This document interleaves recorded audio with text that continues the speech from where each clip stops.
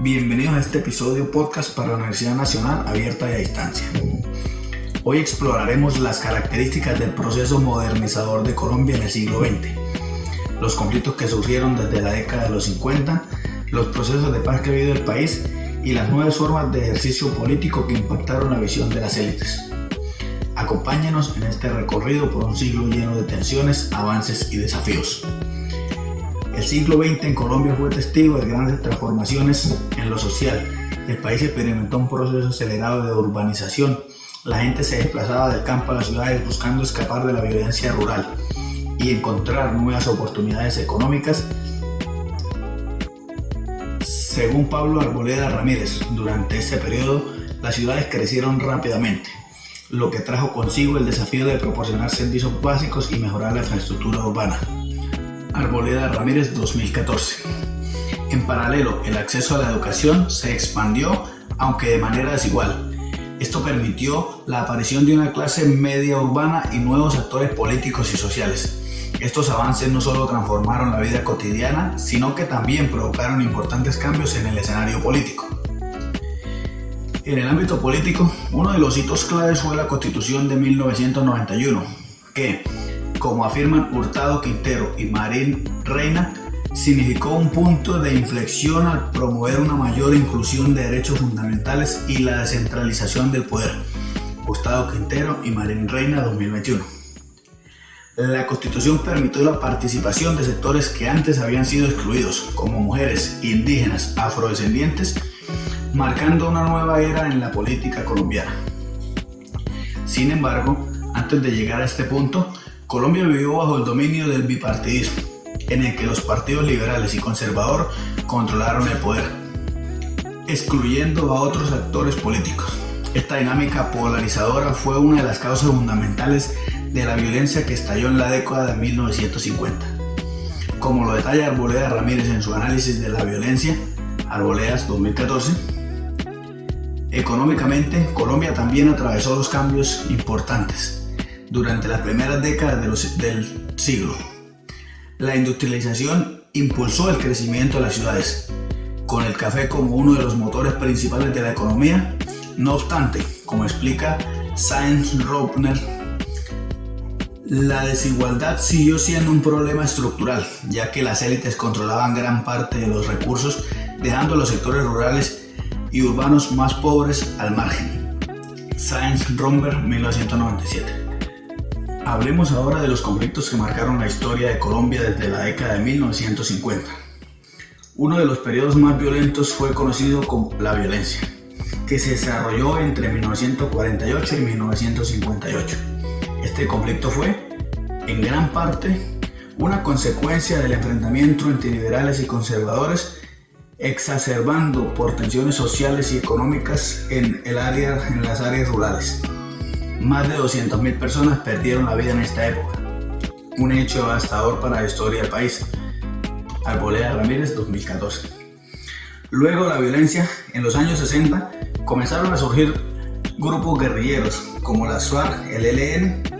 Estos grupos buscaban transformar el sistema político y redistribuir la tierra, pero con el tiempo el conflicto armado se complejizó y en la década de 1980 el narcotráfico se convirtió en un elemento clave que prolongó la violencia en Colombia.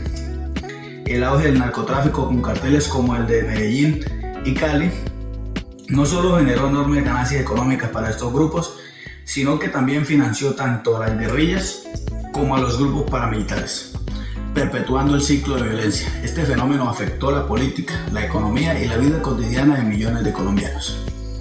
Colombia ha tenido varios procesos de paz a lo largo del siglo XX, algunos con más éxito que otros. Un ejemplo importante fue el Pacto del Frente Nacional, que duró de 1958 a 1974.